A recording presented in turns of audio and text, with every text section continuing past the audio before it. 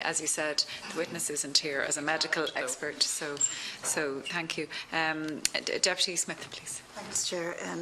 Thanks, Ms McDermott, for your evidence, and indeed I'd like to thank the parents of the 7 case histories that are so moving that were presented to us. But I'd like to move straight from the personal onto the wider thing about your charity. This charity, it's a registered charity, isn't it? The group that you, the 1DayMore, it's properly registered with the charity regulator, I assume, and you do fundraising and. Yes. Yeah. What I'm really kind of astounded by is that in your testimony you talk about some of the parents being told that their pregnancy was futile, that the fetus was like the Michelin Man, or that a Down syndrome, a baby who had Down syndrome, the parents were constantly contacted after each hospital appointment to try and change their mind and make them have an abortion. Have you never had a parent who'd make a complaint to the Irish Medical Organisation, to the management of the hospital, or to the Gardaí about that sort of harassment? And if you haven't, do you think it would be a good role for your charity if they come across these people to encourage them to complain so that this type of treatment is dealt with? Because I think everybody would find that quite shocking, that any parent will be treated in this manner. So that's one question for you. The other question really is, you talk in your submission about the abortion industry and how the for-profit nature of the abortion industry it puts another pressure on people to have an abortion. And I know you don't want to get into a big philosophical discussion about it, but would the logic of that not tell you that abortion should therefore be free, safe and legal, so that there's no profit attached to it, that just becomes a service, a maternity or reproductive service that women can avail of? That should be the corollary of what you're arguing there. But I would like you to really comment on the fact that you're angry about the way the hospitals have treated these parents, and that's what have brought you all together to have the discussion about how badly you were treated, but yet you don't seem to complain about it. And I would also imagine, therefore, that you're very angry that this government and other governments haven't signed up to the UN CRPD for the rights of people with disability, and that they continue to cut special needs services for children in schools, and that we do have over 3,000 homeless children.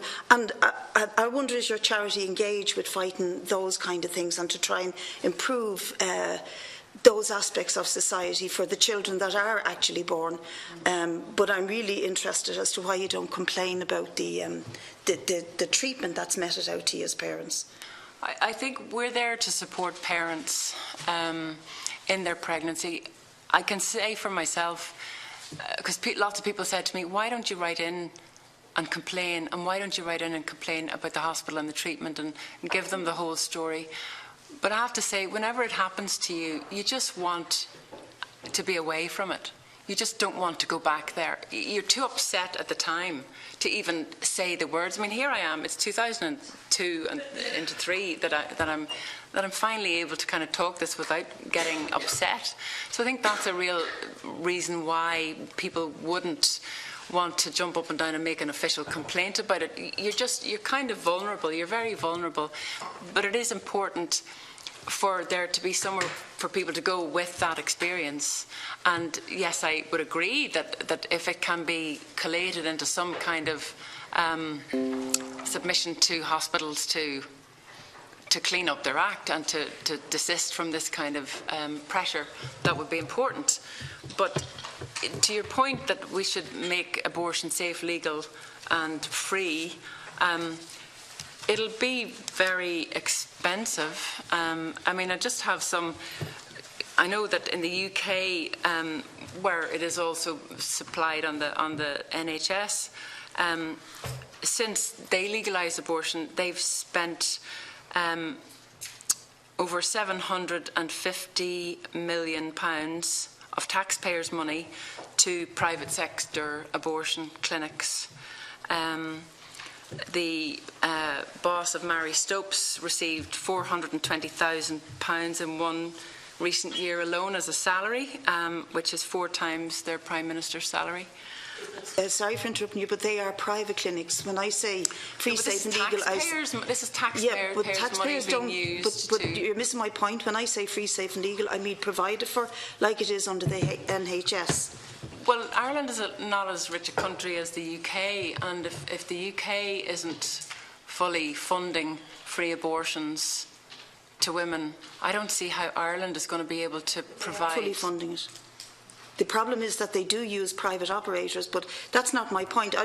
What I'm actually asking you is that if you're complaining about the abortion industry because it's for profit, would the logic of that complaint not mean that it shouldn't be for profit? It should be provided as a service, but not for profit. Not for profit, but there are very, it's very lucrative salaries paid to the people who work in it.